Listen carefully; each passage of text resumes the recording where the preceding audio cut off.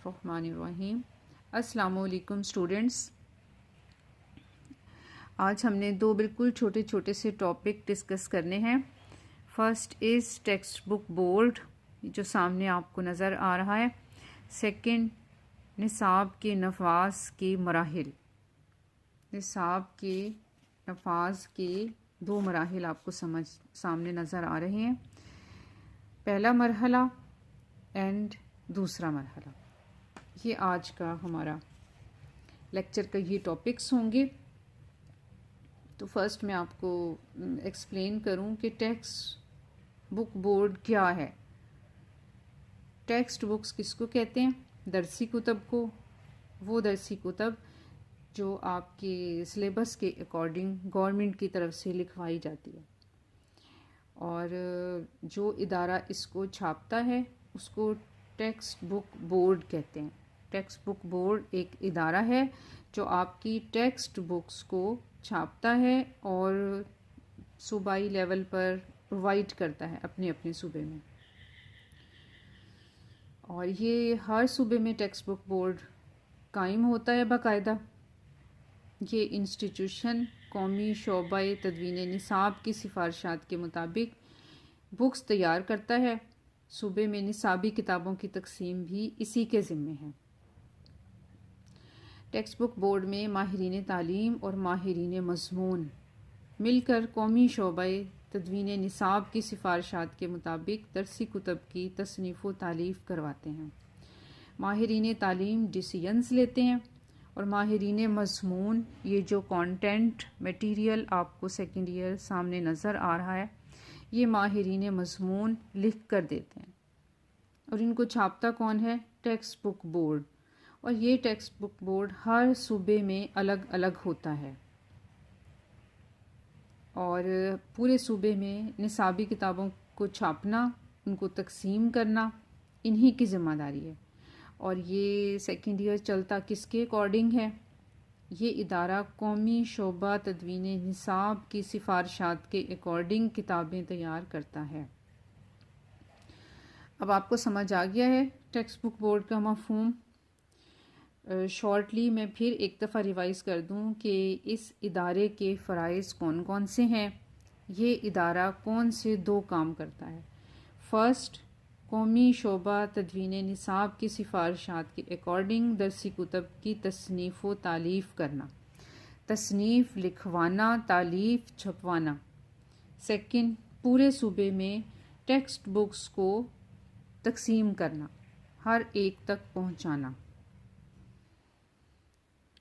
اور یہ پہلے میں آپ کو ایکسپلین کر چکی ہوں، اب دوبارہ سے میں آپ کو بتا دوں کہ ٹیکسٹ بک بورڈ میں ماہرین تعلیم اور ماہرین مضمون، یہ دونوں پارٹیز مل کر یہ فریضہ سر انجام دیتے ہیں۔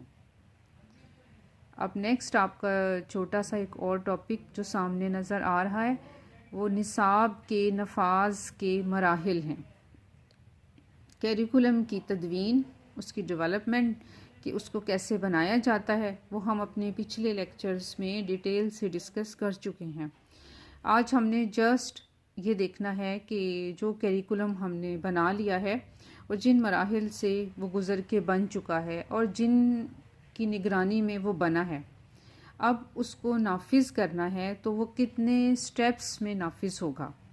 تو سیکنڈ ایئر وہ 2 سٹیپس میں نافذ ہوگا۔ اس کا جو پہلا سٹیپ ہے،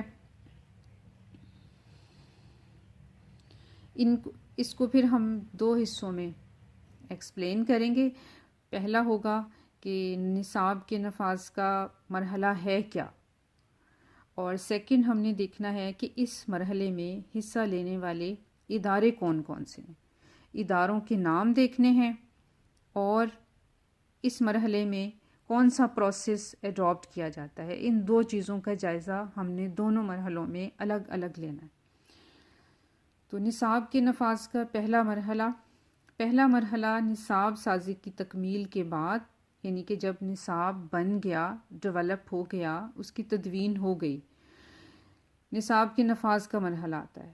نصاب میں پہلا مرحلہ قومی نصاب کے مطابق درسی کتب، رہنمائی اساتذہ اور دیگر مواد کی تیاری اور طباعت کا ہوتا ہے۔ اس میں قومی شعبہ تدوین نصاب، صوبائی نصاب بیورو اور ٹیکسٹ بک بورڈ حصہ لیتے ہیں۔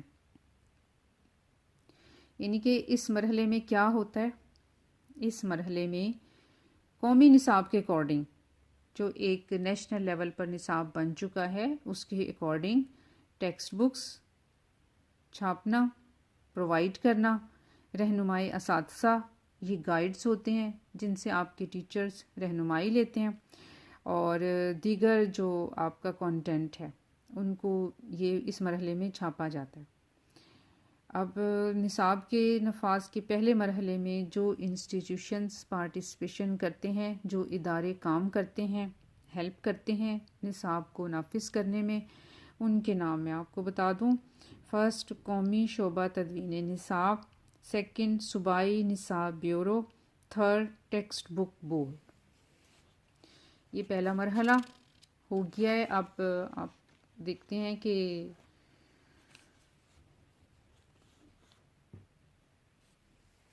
دوسرا مرحلہ کیا ہے۔ دوسرے مرحلے کو ایکسپلین کرنے سے پہلے میں پھر آپ کو شارٹ کٹ پہلے مرحلے کے کچھ پوائنٹس بتا دوں کہ پہلے مرحلے میں کیا کیا نافذ کیا جاتا ہے۔ نصاب کی تیاری و طباعت۔ سیکنڈ، مختلف مضامین اور درجوں کے لیے درسی کتب کی تیاری۔ تھرڈ، ٹیچرز کی رہنمائی کے لیے رہنمائی اساتذہ کی تیاری۔ فورتھ، طلباء کے لیے ورک بکس کی تیاری۔ ورک بکس دیکھی ہیں نا آپ نے، جو آپ کے ہر سبجیکٹ کے ساتھ ایک ورک بک ہوتی ہے۔ اب سیکنڈ ایئر ہم آتے ہیں نصاب کے نفاذ کے لیے دوسرے مرحلے کی طرف، اور اس کو بھی ہم نے 2 ٹاپکس میں کرنا ہے۔ سب سے پہلے دوسرے مرحلے میں ہوتا کیا ہے، اور سیکنڈ اس میں کون سے ادارے پارٹیسپیشن کرتے ہیں۔ نصاب کے نفاذ کا دوسرا مرحلہ، نصاب کی تدریس کے لیے تدریسی طریقوں کا انتخاب، ضروری تدریسی معاونات کی تیاری۔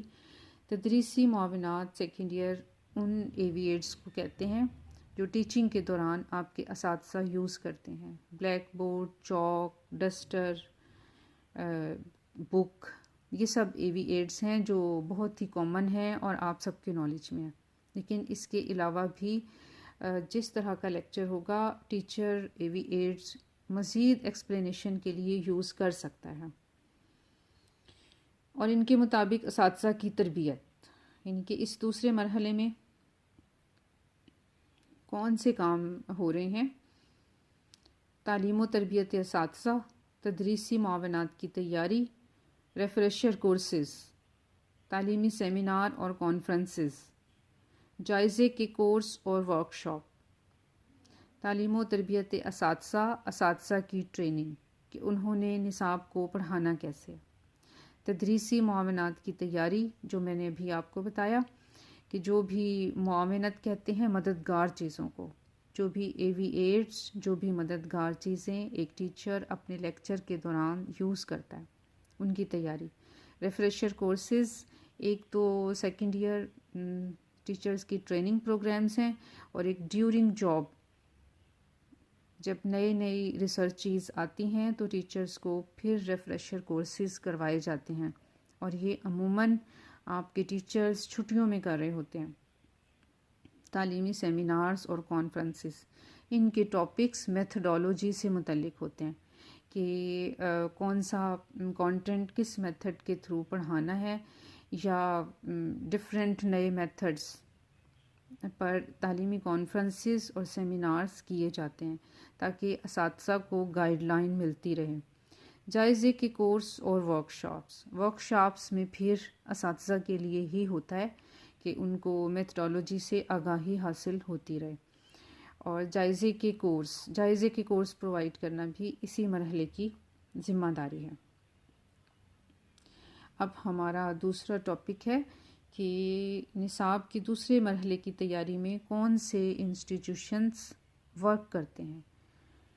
تو اس میں فرسٹ ہے وفاقی اور صوبائی مراکز تدوین نصاب، سیکنڈ ہے توسیع تعلیم کے مراکز، تھرڈ ہے تعلیمی بورڈز، فورتھ ہے تعلیمی معاونات کی تیاری کے مراکز، اور 5th ہے سیکنڈ ایئر تربیت اساتذہ کے ادارے۔